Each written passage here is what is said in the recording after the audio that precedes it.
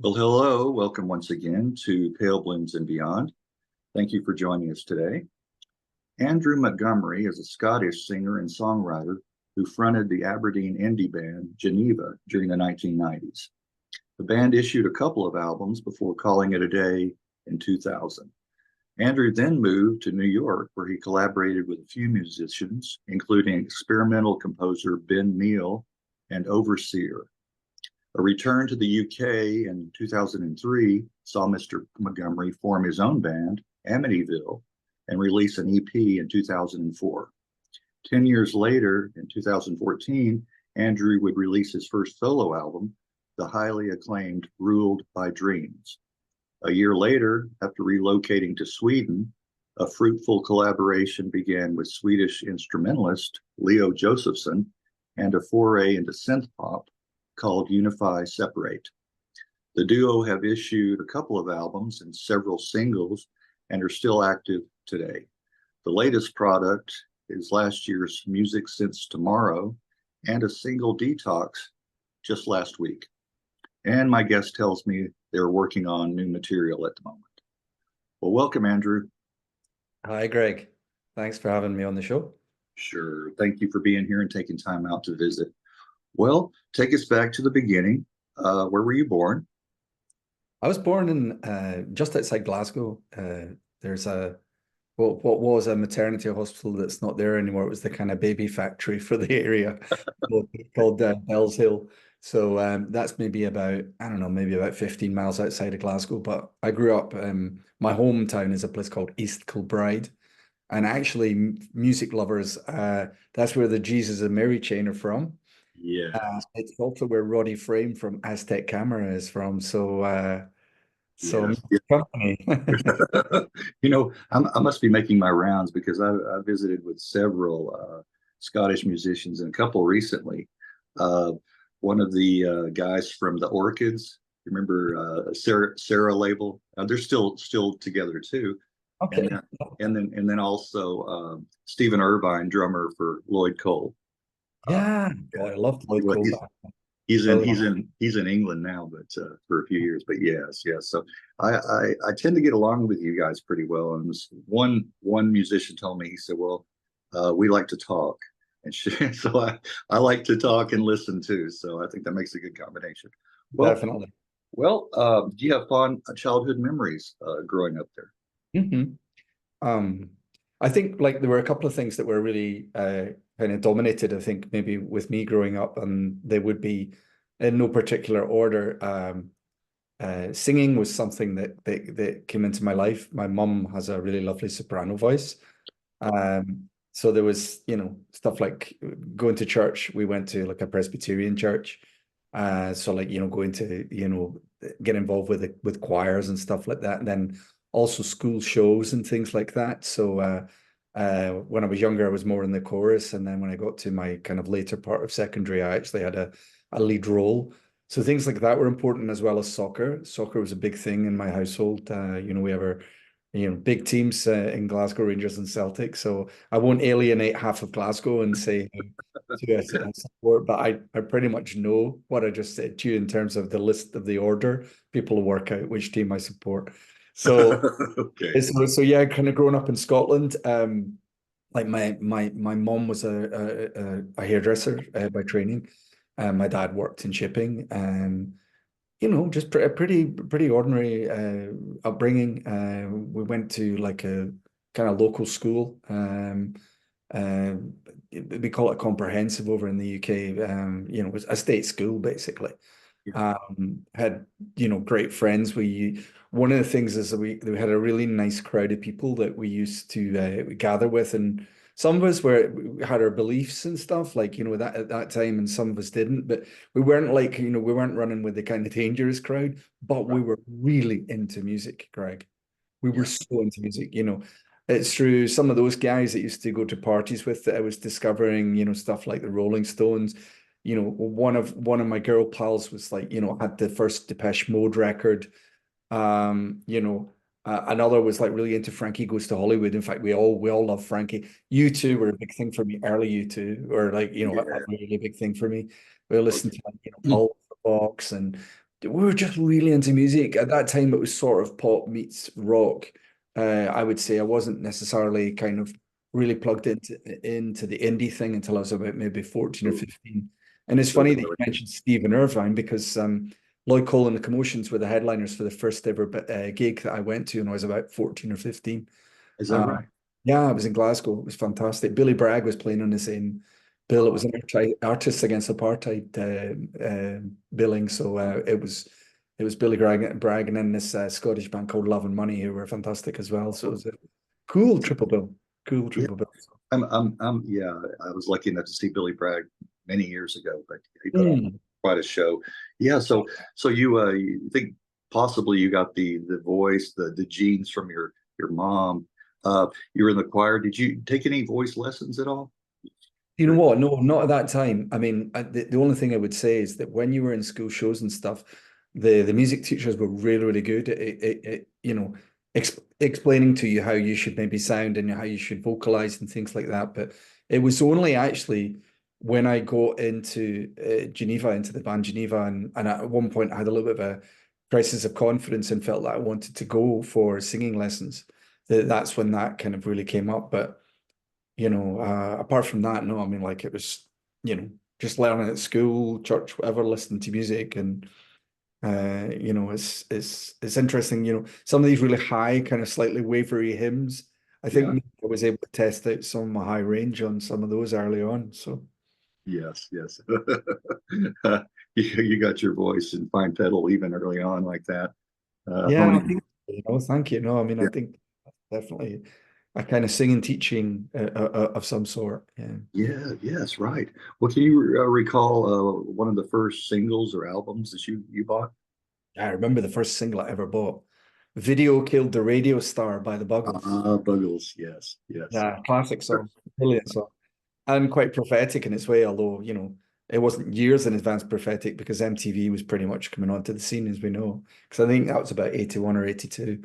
I remember we went to the local store, which was called Impulse Records, because my mum and dad had this little, I don't know if it was a dance set or one of these little old, kind of case vinyl players, and so we went, and my brother bought Message in a Bottle by the Police Yes, on yes. the same. He's my brother Colin's like about nearly 3 years younger than me, so we were both getting into music at that time, and Dad bought us the singles, and we were super happy, and played them and wore them out, and then.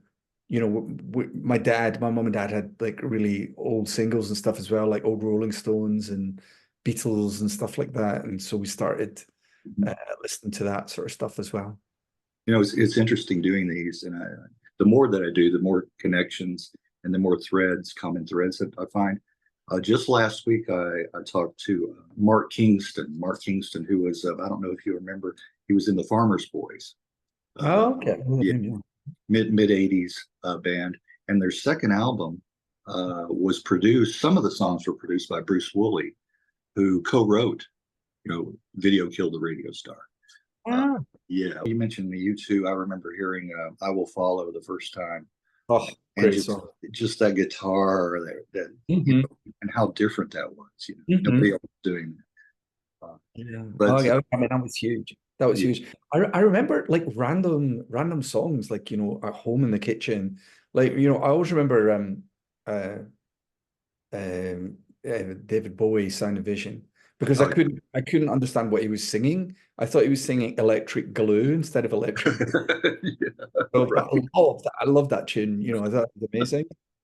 Um, Stuff like Slip Sliding Away and stuff like that. You would hear that on the radio. My mum always had BBC Radio 2 on, and they'd mainly play kind of like middle of the road stuff. Yeah, That was kind of more our taste, but there was also, in amongst your Carpenters and all that sort of stuff, you'd get the odd Bowie or whatever would sneak in there, and then that was really cool to hear that. And then I suppose also finding out about, bands like the Beatles and the Velvet Underground and all that sort of thing, maybe by the time I was about 16, 17, that sort of started to open up my mind to the right. possibilities of music. Um, then if you think about kind of indie bands that there were at the time, Smiths, I wouldn't say I was the world's biggest Smiths fan, but I thought they were really good. A bit of Depeche Mode, although again, I hadn't really woken up to them completely, but the odd single I heard was amazing. And so these sorts of bands were starting to kind of, make their way into my consciousness, I suppose you could say. But I still remember the first time I listened to the Velvet Underground and Nico, and just thinking, oh my God, that was a really important record, Right. and listening to the Birds and stuff. I had a really good friend at university. I went to university in Edinburgh between about the ages of 18 and 21, and had a really good friend, Jamie, who he was really into indie music, as it became known as, of course. So he was the one that was buying, the first Teenage Fan Club album, Catholic Education.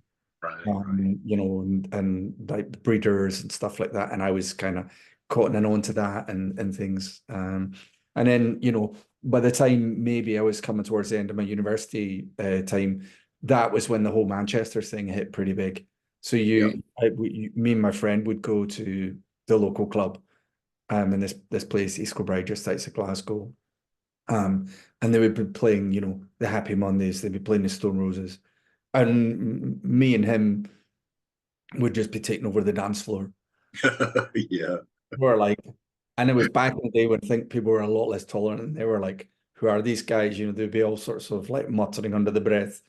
Right. But yeah, it would just, music began to mean so much, and I never thought about it as a career or anything, but I just knew it was going to be something that I was really, really interested in. Yeah, it became a real big part of your life. Exactly. Well, once you're bitten, it's for life for most musicians. It is. And music lovers generally. Oh God, yeah. Right. That's Yeah, true. yeah. Very true. Well, can you recall the music scene around you, let's say prior to Geneva? Yeah. In Glasgow, there were quite a few bands. I mentioned that band, Love and Money, for example, and there were the Pastels and these sorts of bands that Thrum was another band, THRUM, is a really good singer, Monica Queen. I remember, some stuff around Glasgow. Glasgow always had a reputation as a real music city. So there was that, and then there was beginning to buy your New Musical Express and Melody Maker, and finding out about, these sorts of bands. So I had my heart set on journalism. And after I left university, I managed to win a place on a journalism course with a company called DC Thomson and Company in Scotland. They're kind of really well known in Scotland, quite old fashioned, and they have a newspaper called the Sunday Post, another one called the Courier. So I remember like the music writer for the Courier was really into indie bands, and talking to him about indie bands and what was coming up. And at university as well, like REM was a huge thing. I think the first record I got, again, my friend Jamie was the guy, the gateway into REM for me. House of Love was another band. Really loved them. They were amazing. Had their first two records. Then the Smiths, obviously, they're in the background. OMD. I remember buying, when I was a little bit younger than university years, I remember buying OMD and Scritti Politti albums and things like that. Even Sade, I remember liking some Sade and just loved her voice, still do. Not so much, but her voice is amazing. So there was all these sorts of things. It's like a vast kind of like soup of music, kind of. Melody has always been really important to me, I think. It can still be instrumental, but there's got to be some sort of hook on there. So yeah, all of that. And then I ended up DC Thomson after the training course. My first posting was to Aberdeen. So I went to work for their little bureau in Aberdeen. And that's where I met the guy, Stephen Dora, that I formed the band as was Sunfish in 1992. Okay. Yeah, you're mentioning a lot of them, I'm ticking off as you're saying that the same bands I was into are still. Yeah. So yeah, we're our influences, very similar. Like I mean, I still love guitar music to this day. I listen to a broad spectrum of stuff now. I really like electronic music as well, I have to say. And some heavier music as well.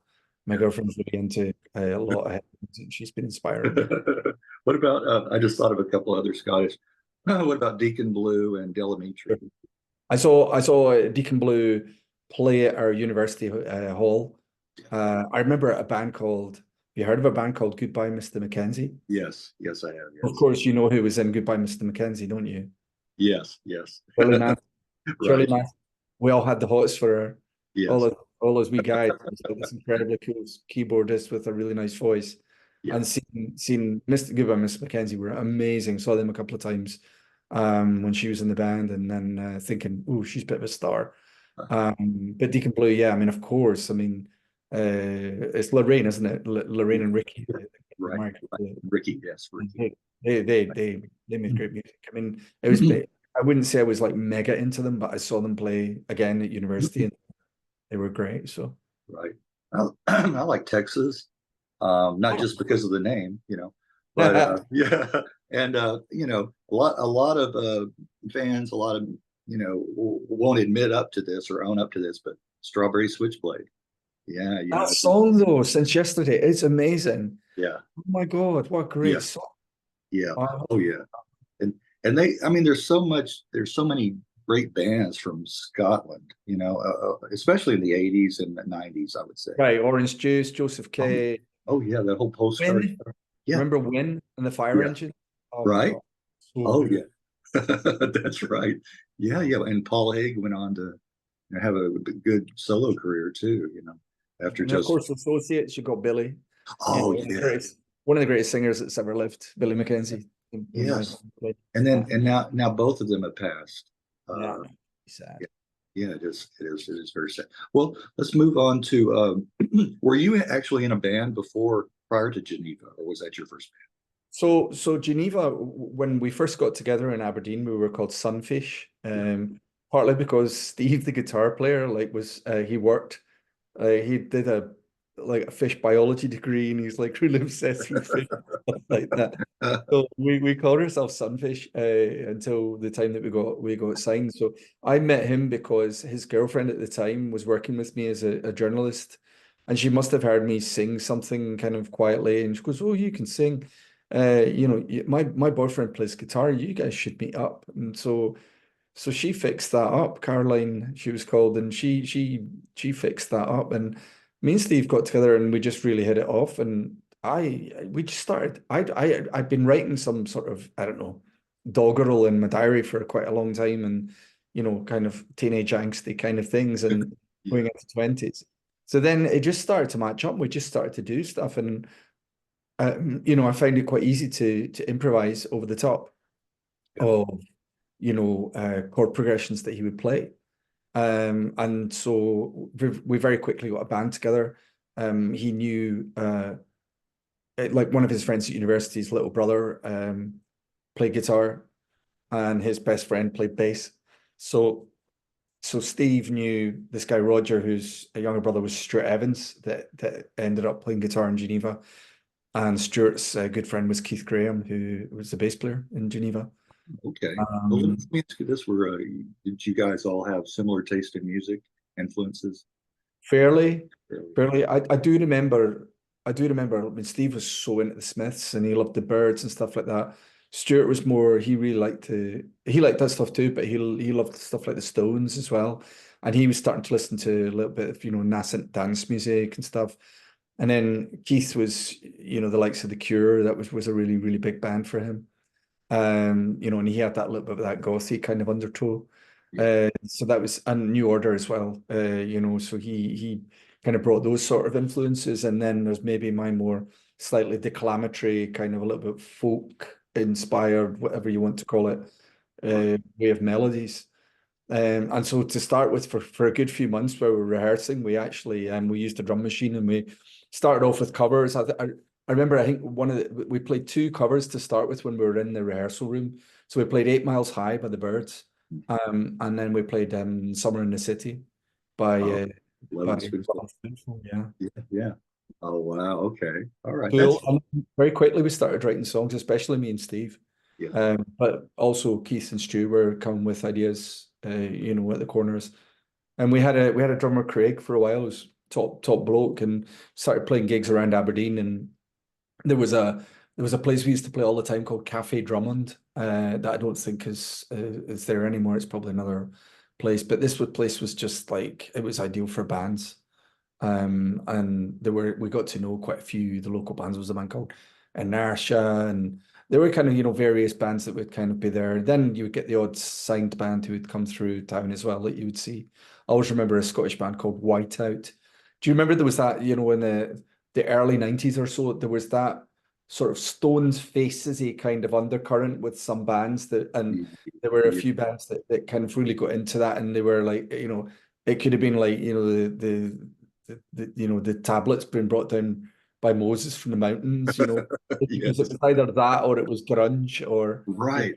So Right, kind of dirty, kind of sounding, but yeah, it's a yeah, bluesy, yeah, but with a definitely. modern twist. Yeah, yeah, yeah. So I mean, that was fantastic. We had about 3 years of that, and towards the end of that sort of 3 year spell, a guy who'd gone to university with Steve, a guy called Douglas, Craig left the band, and Douglas came in as a drummer, and Douglas actually was the guy that, if you like, kind of got us over the top, so to speak, because first of all, he was a damn good drummer, and secondly, he had connections.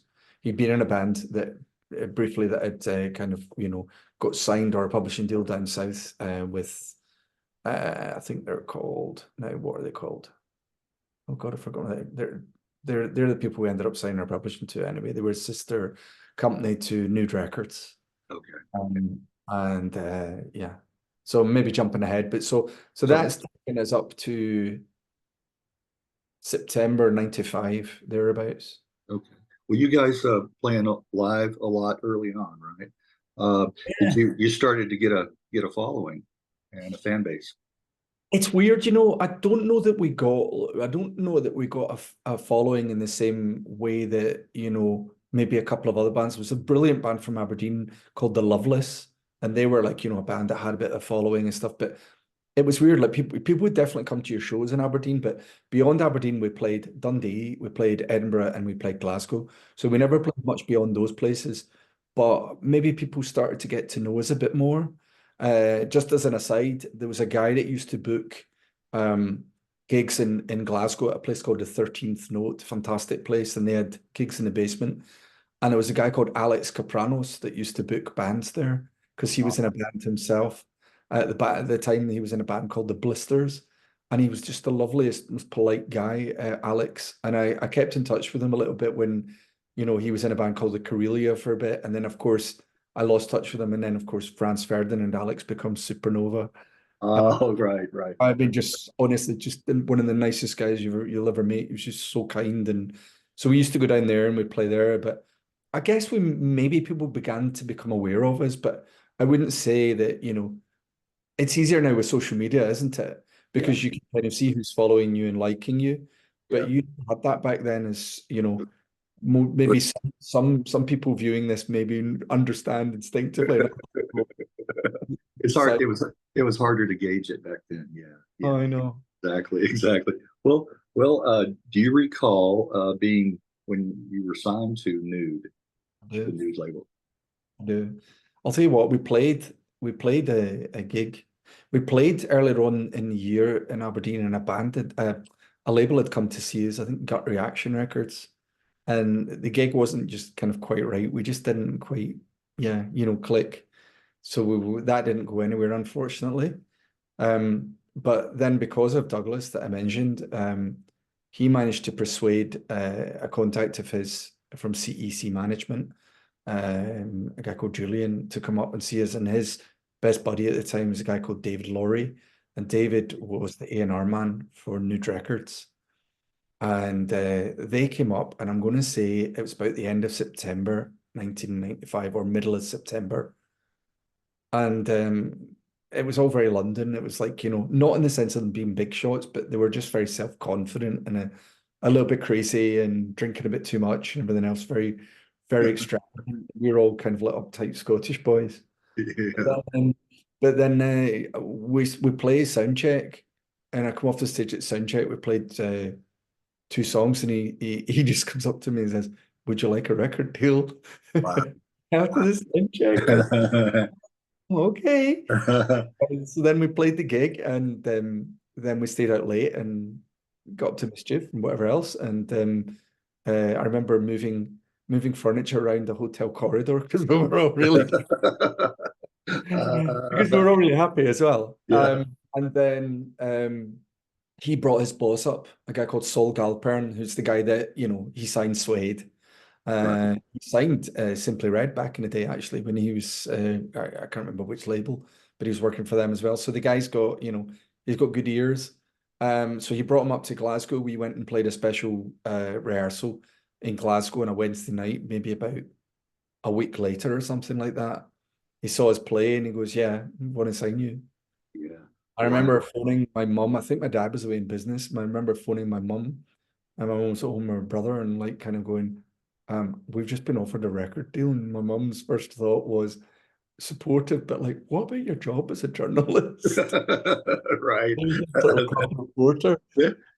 That's your mom. That's a mom for you. Yeah, Right, right. There's yeah, just no doubt at that point, though. Of course, journalism was good and everything else, but once the band had got flying and we got to know one another, right, the whole idea of not taking it further would have been, a lifelong regret. right, exactly. Yeah, that's an opportunity you can't pass up. Well, Yeah. well, speaking of Suede, your vocal style is often compared to Brett Anderson's. Mm. Uh, do you think that might have been a draw for the top brass that's nude when they heard you sing? You know what? I have to be absolutely honest. I don't hear it myself, although if it Okay, works as a draw, then I'm pretty happy with it. I think Suede are one of the best live bands I've ever seen. They're incredible live. I think Brett has got an incredible voice, incredible yeah. stage presence. But I have to, if without sounding at all sniffy about things, I was listening to Tim Buckley and Jeff Buckley, and Michael Stipe, and those sorts of guys were really kind of pushing me in my voice, especially the Buckleys, especially Tim, actually. Yeah. Because Tim, obviously, Jeff was just kind of coming along maybe the year before we got signed. Um, but yeah, I mean, of course, I mean, geez, Suede, what a band. So if that helped, if there was something there, then, hey, we'll Yeah. take that. Right, right. Well, the band's name was changed first to Garland, uh, I know. and then to Geneva. What happened there? Oh my God, what a far ago. So we couldn't actually come up with a name. We were really struggling, and we got asked by Suede to play. So we signed just before Christmas 1995, and Suede were doing a sort of a little bit of a comeback fan club gig to kind of unveil their new lineup and their new songs working towards coming up. So this was at the end of January 1996 in central London, a place called the Hanover Grand. And basically we were going to support them. And we didn't know what we were going to call ourselves because the record company said, nah, Sunfish. Plus there was a band in Canada called Sunfish. So there was backwards and forwards, and we couldn't decide and blah, blah, blah, and blah, blah, blah. And literally, we had maybe two or three names in our mind, and I literally sort of chose it when we were coming on stage, and none of us were really into the name, really. Big respect to Judy Garland, but uh, you know, so at the end, it was okay. We played the gig, went down really well, got a lot of attention from the NME and the Melody Maker. But the record company managed to persuade them not to call us by that name.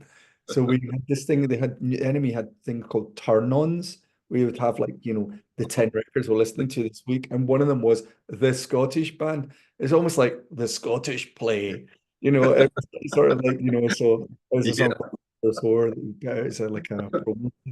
yeah. So it got to the stage where we were going to go on tour, and Saul phoned up. Some of us had moved from Aberdeen down to Glasgow at that point. In fact, all of us had. And we were all living in this flat. And I remember him on the phone. He was really angry. He says, "We really got to get this name sorted. This is ridiculous." Yeah. So literally going through a dictionary, turning a page in a dictionary, and then sort of going, Geneva, your name, Geneva Gin. Yeah, okay, I'll write that down. Write this on. My girlfriend self-love, you know what I mean? So there was a list of like, various crappy names or whatever. And then Geneva was there, and then it was just like, yeah, that's it, Geneva, that's the Yeah. name. And then of Right. course, you know what happens, Geneva, unconventional, they're all the Right. headlines of the When I saw Garland, you know what I thought of is probably my favorite, all-time favorite Scottish band, the Cocteau Twins, oh, Garlands. They had yeah. the album Garlands, and He's I one of the thought, greatest voices ever. oh yes, oh A quick digression, quick digression. I was in I went to in June, they had an outdoor festival in Stockholm that Massive Attack were headlining. Incredible. Guess what? Liz comes on the stage, and she's been struggling with stage fright and things for quite a while and been a bit reclusive. She right. comes on the stage, and not only does she do Teardrop and all that sort of stuff, which is incredible in itself, she sings Song to the Siren. I mean, I'm in pieces at this point. It's my favorite song of all time, and Liz Fraser's singing it. Oh, I know. My goodness, it's just incredible.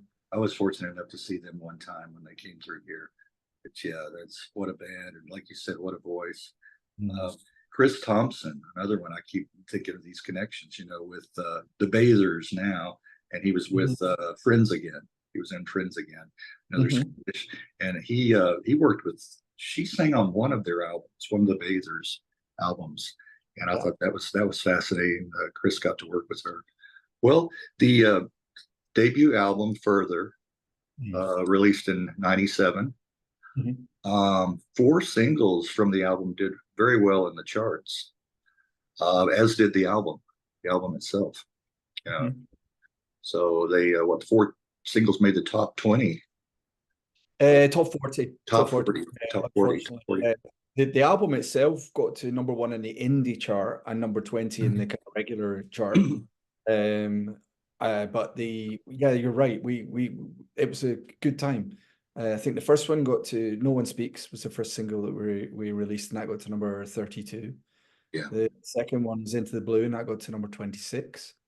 Tranquilizer got to number 24. That was the third one. And then the fourth one was Best Regrets, and that was number 38, I think. Yeah.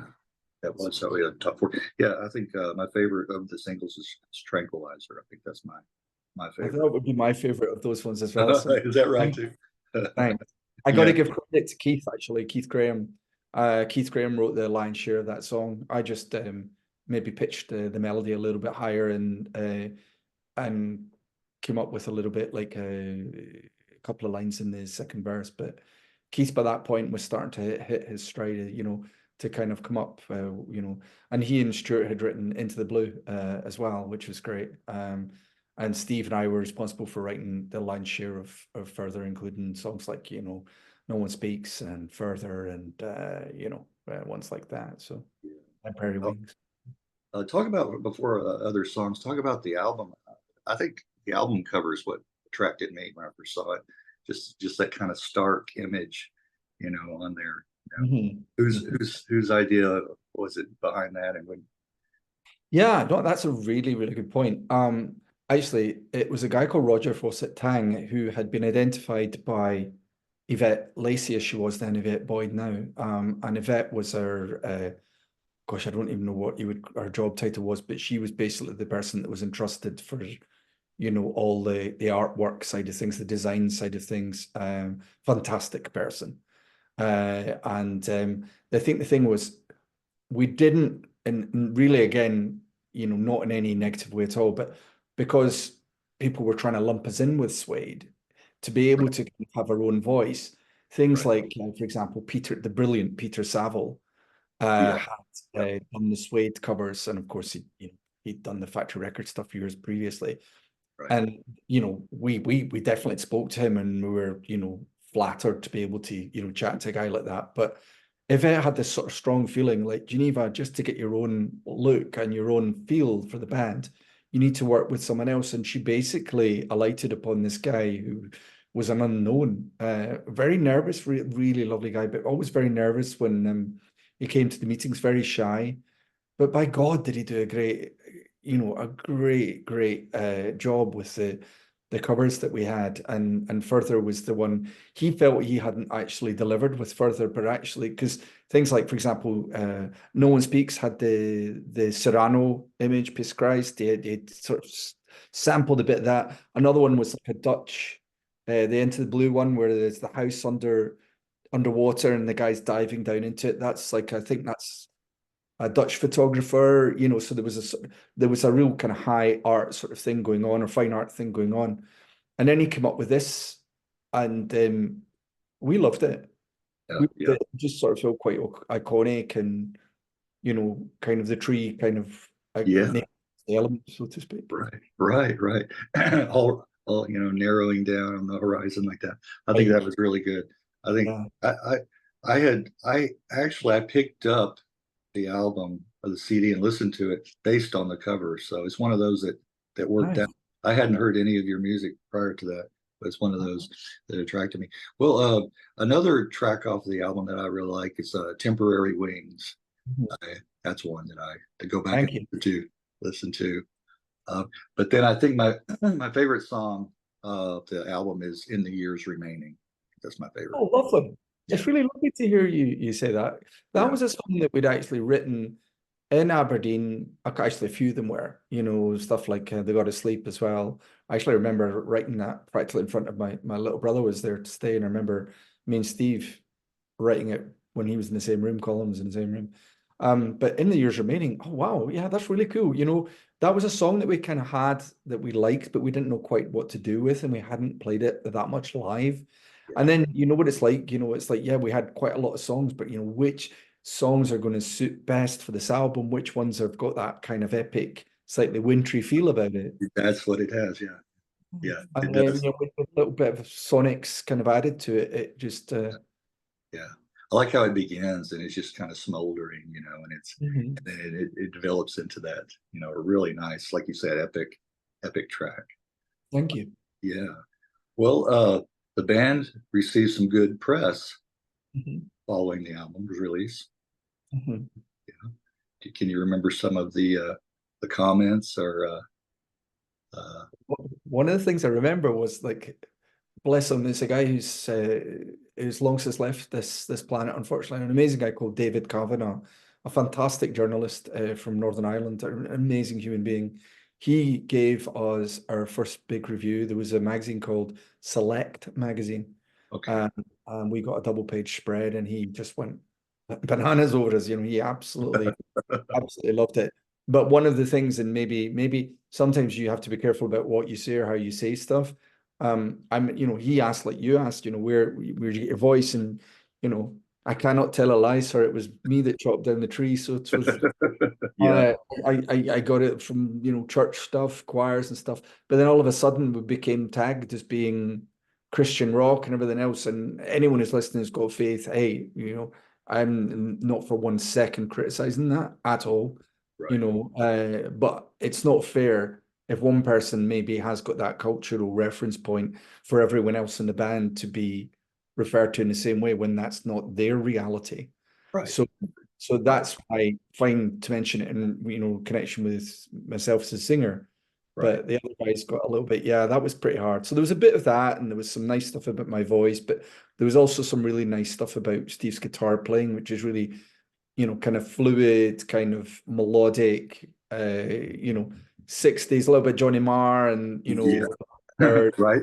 It does harken back to that. You're right. Yeah, it does definitely. I think, you know, so that was we were lucky. We got some very nice reviews. You got the odd negative review, as you always do, but generally, to start with, we seem to land quite well in France. The French really liked us. We got to play there a few times. US and Canada kind of came on board a little bit later. We were part of Sony Work Group. There was an English guy called David Field, lovely guy. He was our A&R man. He got interested pretty quick. And nice. We had momentum. Yeah, and nice production too. I got on the album too. Yeah. The great Mike Hedges, the fantastic human being that is Mike Hedges, who of course is a complete legend. You know, he's worked with everyone, you know, from some of the early Cure stuff, Susie and the Banshees, the Associates, later on, Manic Street Preachers, U2, Travis. You know, this guy's just absolute legend and amazing. It was nice to have him on board. Yes. Oh God. Definitely. What problems ensued between the label and the band?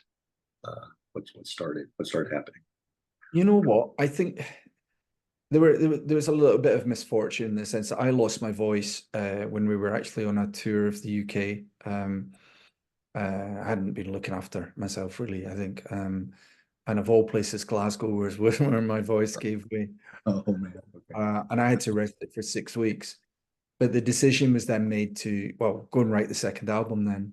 And we'd been just on tour, Greg, pretty constantly. And, they always say with your first album, you have your whole lifetime, you have your That's all very what lived through in your life, and then the time in the band, to feed into the songs. The right. second record's always harder because unless you're someone who's been stockpiling, an incredible amount, you're Right. kind of going back to the drawing board. Right. So the early results, quite honestly, were not up to our standards, and the record company could hear that as well. And I think they were starting to get really stressed, and things began to drag out and drag out. Then songs started to come that were Geneva standard songs. So we had like Museum Mile was an important song, for example. Then Amnesia Valley, Yes. another one. So these songs I moved down to London during that time because Steve actually was living down there as well. But ironically, for various reasons, Steve and I, our close songwriting relationship wasn't quite there for good reasons, as well as just sometimes these things happen. So it was we were a little bit all at sea, and basically it meant the other boys started to kind of come in with ideas, and we were going backwards and forwards to Glasgow and everything else. But there was a lot of pressure on the record company financially. They were still spending a lot of money. I remember we spent something like $70,000 on a video for Dollars in the Heavens Yes. in Las Vegas. We went to Las Vegas and shot the video. Yeah. Back then the largesse was just unbelievable. But of course, it's all getting written off against the band. Right. So, you're never going to sell that back unless you're lucky, Yeah. even during those times. So the record company, a mixture of that, changing climate, Robbie Williams, Kylie Minogue, Britney Spears, they all started to, make waves, and pop made a comeback. So then you've got this sort of situation. It's like, we've really got to get this right. But we wanted to be a little bit more experimental, and we got carte blanche to work with Howie B, who had worked with U2 amongst others, and was a techno DJ basically. And that was a little bit of an up and down process working with him, but an incredibly talented human being and a good bloke. But what we came out with in the end, the record company didn't like. Okay. So we started doing sort of remedial patchwork. We worked with the guy that had worked with Catatonia and people like that. It's all in now. You go from Howie B to Tommy D. So Yeah. funny, and we did a couple of singles, Dollars in the Heavens and stuff like that. Yeah. But then the record company was in real financial trouble, and Sony was starting to because Sony had it was almost 50-50 kind of ownership, 51-49 or something. Sony said, well, we've got to batten down the hatches here. We're losing money, and they basically cherry picked Suede from Nude, and the rest of us were pretty much out on our ear. And Nude were trying to get funding to save it, but we were so shattered and exhausted. We'd worked 2.5 years on a second album that was basically stillborn. The thing was released in the middle of March 2000, and they didn't even have the money to send out promos to. We couldn't get money for us to go. We had the chance of doing a French tour where France was still very interested. Yeah. And they couldn't even put up the security for the tour. So all of a sudden we were actually forced to sign on to look for work, and then told, oh no, wait a minute, we've sorted it. And then so we kind of quietly called it a day without actually publicizing it in like May 2000, because we didn't see where it was going to go. And I moved to New York, and that's the start of another chapter. You had lost the momentum by then. And going back to, I wanted to mention the Dollars in the Heavens. Well, a few of the songs on the album, I like the more, the acoustic guitar, sound on. I like that. I like that sound on there. The beginning of beginnings of each verse on Dollars in the Heavens reminds me. I'll hear a song and I'll go, God, it reminds me of this song, and I'll rack Mhm. my brain and it'll take me, 10, 15 minutes for it to, oh, that's what it was. But it reminds me of the Turtles' Happy Together. Mm. If you listen there, Oh, wow. the chorus part Yeah. reminds me of the verse. If you go back and listen to it, and it's not Yeah. deliberate, I'm not saying yes, yes, Hey, yes. awesome. Go, Funny enough, that's really funny because our A&R, David Laurie, yeah, loved that song. yeah, I'll yeah, have to mention that the next time I'm talking to him. yeah. Mention that. See, that's Oh, what I yeah, heard. A little bit of that. that's Uh, nice. but then, if you have to go, a nice song, and also like the video. Mm. That one, the space travel. Uh-huh.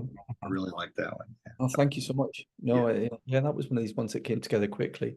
It was originally quite up tempo, but then working with Tommy, we decided to slow it down. yeah, yeah. It's really nice. Well, you already mentioned the band split in 2000, and then you moved to New York. Mhm. Why the move to New York? Did you go? Girl. Okay. Okay. Yeah.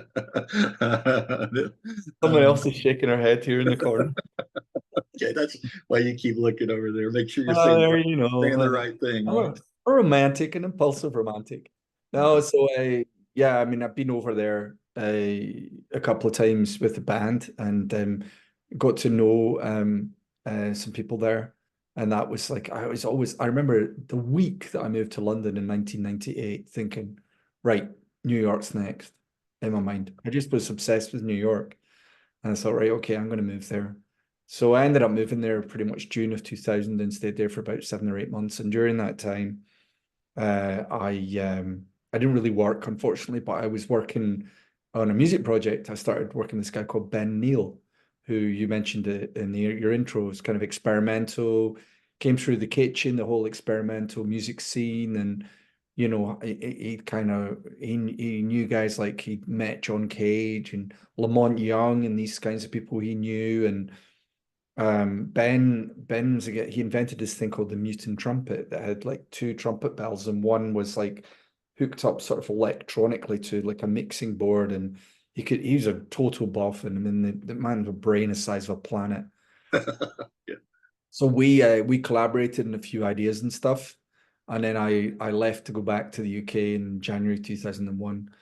Did 2 3 months stints, and the relationship wasn't really working out, and thought, well, I better get back to the UK and get myself a job and get some money and stuff.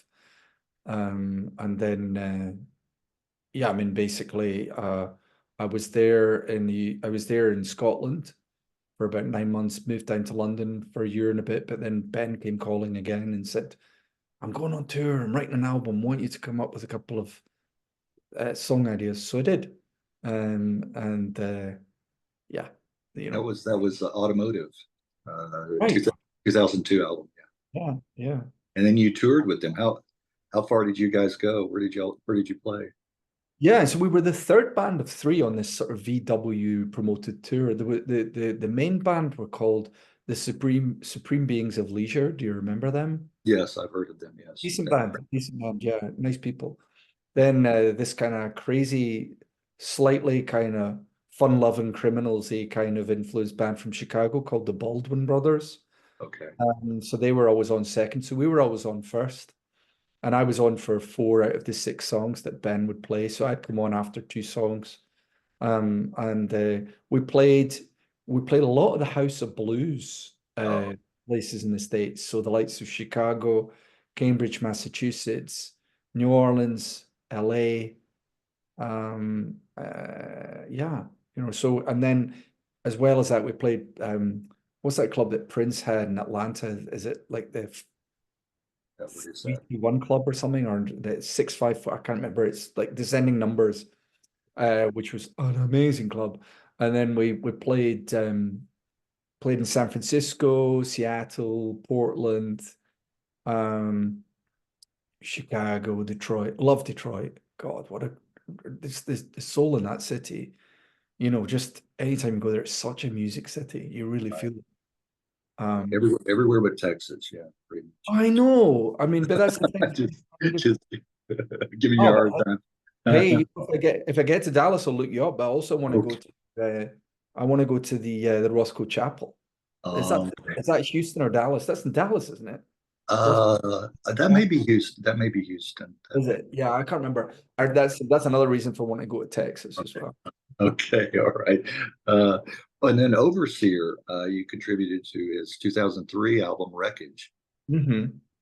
as well. Yeah, and that was was that kind of experimental, or was that trance? More Big Beat. You remember that whole Big Beat thing? Oh, yeah, With Fatboy Slim and stuff like that. Big Beat right. meets a little bit of kind of crunchy kind of metal guitars.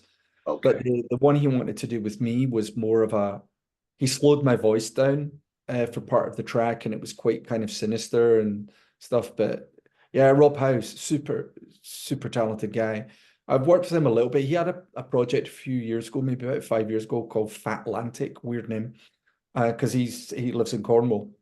okay, I did a track for that as well, and he's done remixes of Unify Separate. So okay. And then you moved back to the UK in 2003, and Mhm. then formed the band Amityville. Right. Uh, And that was more kind of a little bit more ah, meat and potatoes is the wrong word, but it was much more like Neil Young and kind of, a bit of REM and kind of like, classic guitar rock, indie rock rather than indie pop, maybe that Geneva was.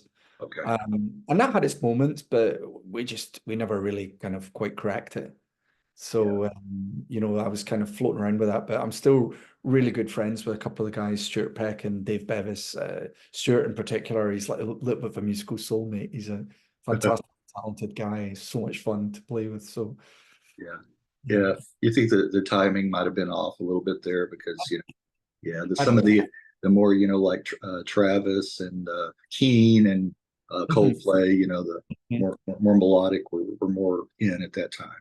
They were. I mean, they're arguably, this is going to sound like I could have been a contender. I think some of what Geneva was doing was maybe a little bit more angular, but I think arguably, if we had maybe with that second album had maybe not been quite as radical as we ended up being, we Yeah. might have actually had our moment in the sun a little bit. I'm not saying that we had a yellow in our back pocket or something, or whatever you want to say, Travis writing to reach you or whatever else.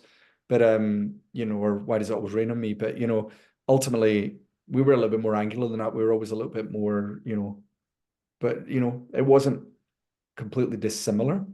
What happened in the interim between Amityville and then in 2014, those 10 years that you Hmm. released your solo album? What was going on in that I was time? still doing music, Greg. You mentioned Sarah Records at the outset there when you were talking about the orchids and stuff.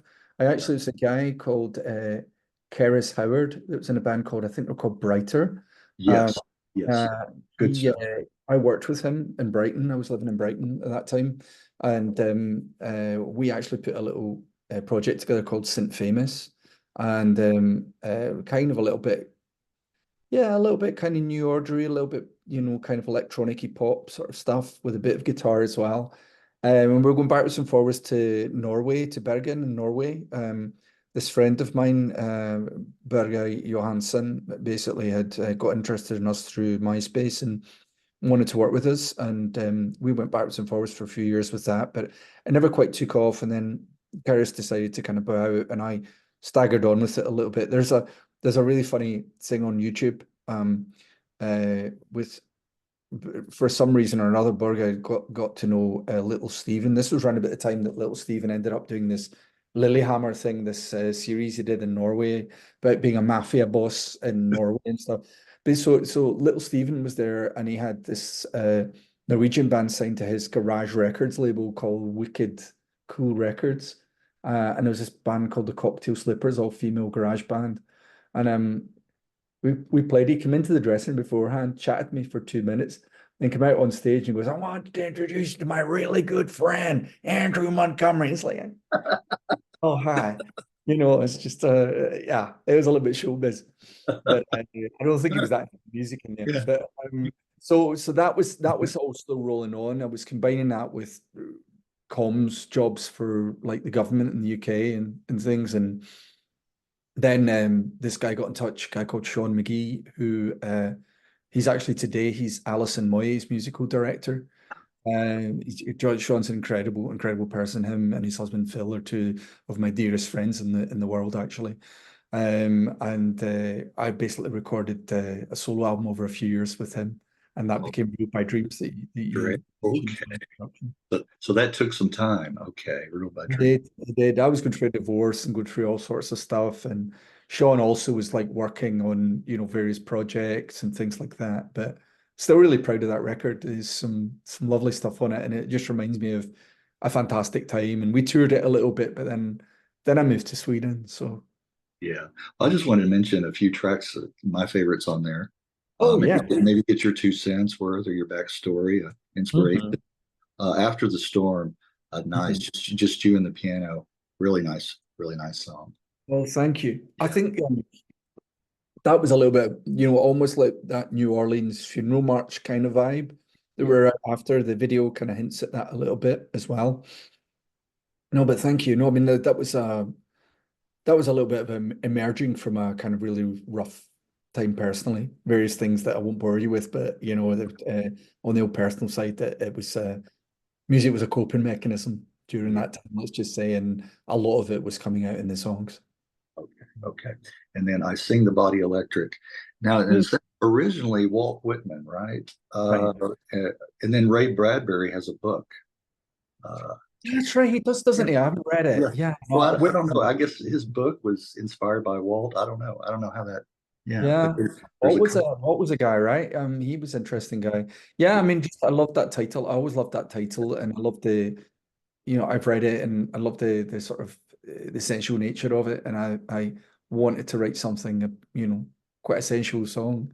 Yes. So the lyrics are very much about intimacy, sexual intimacy, and just it just sort of felt like it was a nice thing to sing. It is, and it's a nice song too, as well. Thank you so much. And then the title track, Real by Dreams, beautiful. That's just a beautiful track. I gotta say. Oh, thank you. Do you know what? That's a little bit almost like that sort of sums me up a wee bit as a person. Sometimes moving when you didn't necessarily need to move, and I have left behind my lovers and friends. I have turned my back when I should have stayed. Yeah.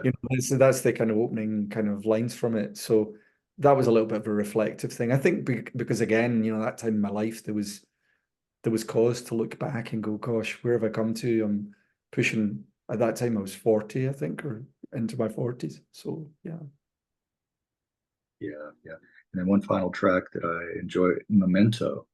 It reminds me of some of the earlier Geneva material. Nice. Yeah. Thanks. Yeah. I co-wrote that with a friend of mine, Ben Ellis. Ben actually has played bass for Iggy Pop and a bunch of people in the intervening time since then, and he's an incredibly talented human being. Yeah, he and I co-wrote that. Oh, thank you. Yeah. Well, how long after you moved to Sweden, relocated, did you hook up with Leo? Leo, and start working on Unify Separate? Right. Pretty quickly after, I have a dear friend, Erin Deneen, who is based in San Francisco, who had been in London, and she'd been a press officer for Sony Independent Network Europe, and just as one of a really great friend. We don't see each other so much, but she's always so kind. And she said, "Oh, you're moving to Sweden. You need to meet Cecilia Anker. You need to meet Bert McGee. You need to meet blah blah blah." So there were all of these various people, and through this woman Cecilia, I met this guy called Paul Songcampbell, who's an interesting guy, an English guy living in Sweden. There's actually here's a tip for anyone listening. Is that I don't know if you guys have ever heard a singer called Albin Lee Meldau. He's got a really great voice. His early stuff in particular I really like. And Paul was, maybe still is, I don't know, the manager of Albin. But Paul basically said, "I'm having a barbecue at his house in the outskirts of Stockholm." And I got off the train, and there's two really tall guys next to this little small Scottish guy. And one of them is Leo, and the other one is the guy who runs the studio with Frederick.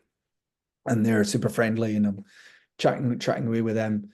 And then we proceed to have the barbecue and proceed to drink. quite a lot. And I'm, I'm straight up there for Rhinestone Cowboy. That's one of my go-tos if I'm doing Yeah. Thank That's that. And good. Leo said afterwards, it's like, oh, you want to try writing some tracks? I like your voice. That's something, yeah. Well, let me ask you this. Living there in Sweden, can you get by not speaking Swedish? Do enough people around there speak English that you don't? Do you know what? Do you know what? You can. Swedish people, their facility with English is Right, extraordinary. right. I thought so. I speak Swedish with idiosyncratically Okay. Scottish accent, Right. but I made a point of wanting to learn to speak Swedish because I felt, I want to stay here in the long term. And I've got citizenship, and this is where my home now, Stockholm. I'm very proud to be Scottish, but living in Stockholm, personal circumstances are great. Then also, the band is great. I have a job. I work for a content marketing bureau as a writer, editor, which keeps me going. But the band is just so it's so important to me. Leo is just a fabulous person. He's a great human being. He's brilliant to work with. He's so instinctive. And so, you mentioned we put a couple of albums out. Yeah. We've been lucky enough. There's an amazing German band called Diary of Dreams that we've supported quite a few times over there. They reached out to us. We played in Germany. We seem to go down quite well with the German synth, but we're Yeah. all in black. That's fine by me. They are just the loveliest people, and they turn up to see the support band. They Yeah. buy the merch from the support band. They come and talk to the support band. Right. They spread the word and the love about the support band. So that's really helped us. And Leo and I, we had a kind of quieter spell when we weren't quite sure where we could take it after we put the second album out. But we've kind of got new wind in our sails. We've got some really great help from a couple of friends, including a woman called Brigitte Seyerup, who's been just brilliant. And we've got a gig in Gothenburg coming up soon, and we're playing this big festival called Amphi in Cologne next year. We just put this record out, Detox, this single out, Detox, that we're really proud of. It's kind of it's quite hard. It's quite quite a hard tempo, but there's a soft center. Right. Well, you roped in Richard Oakes too to work with you. Yeah, that's a nice story because Richard, when I was working with Sean on my solo album, Sean and Richard are in a band called Art Magic, they're fabulous. Sean's got a beautiful voice, and Richard is just a legend. And Richard, I always got on well with Richard and Suede, but I didn't actually see him again until later on when I was working with Sean. And then we became friends, and he worked a bit. Like, for example, you picked up on Real by Dreams. Richard's playing on that, and Zhivago on the Real by Dreams album.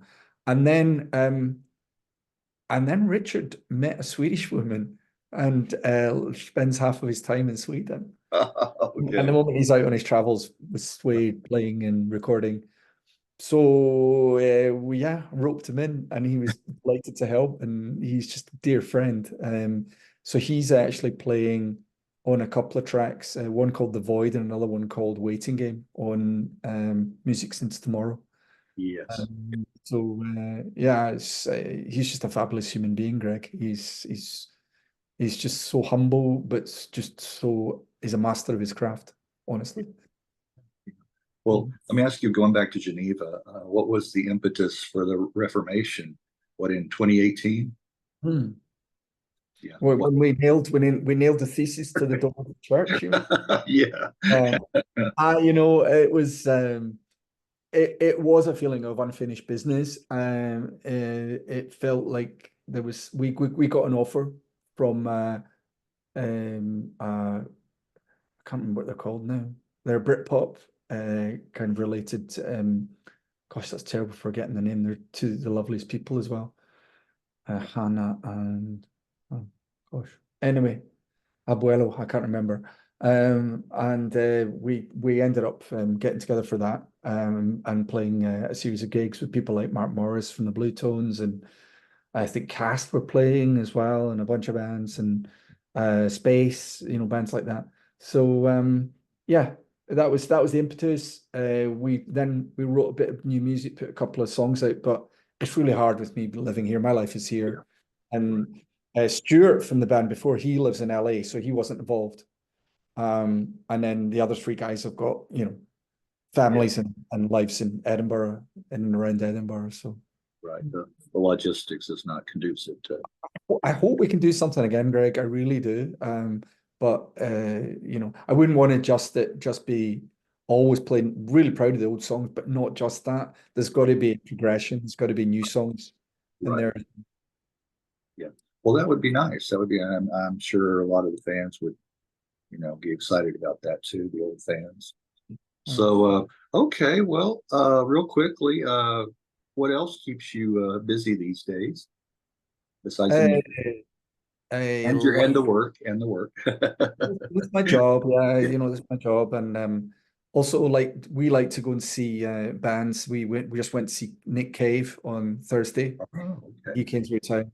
Unbelievable. I mean, Uh-huh. it's like a tent show revival preacher. Just think that the whole thing is overwhelmingly brilliant. So that's really memorable. We're going to Amsterdam next weekend to go and see a band called Health, as in Your Health, and they're a favorite band of me and Sarah, my girl, and we're going to go and see them and then just enjoy ourselves in Amsterdam. So like to do that, like to watch one of the local soccer teams here, your Gordon. Like to go to, there's a couple of synth things that we love to go to. There's one called Synth After Work on a Friday, which is nice. Another one called Electro Poop on a Wednesday. And then there's this amazing club called Climax Club that we've been to a couple of times, which is they just play brilliant, goth, dark wave, electronic sort of stuff, and kind of dark indie stuff. And Would like that. yeah, you really would. It's really cool. And then just, going out and meeting friends and enjoying ourselves, and it's a great city. It's beautiful. You should come. Oh, I would love to. That's an invitation, right? Yeah, man. Stockholm's waiting. Stockholm's waiting. Yeah.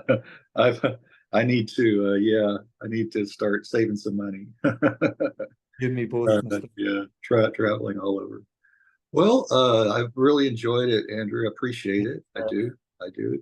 Um, Anything in closing that you'd like to mention or plug or bring up? If you don't mind, just Sure. Unify Separate. We're on there's unifyseparate.com. We're also on Facebook, Instagram, and a Bandcamp as well. We think Bandcamp's an incredible thing.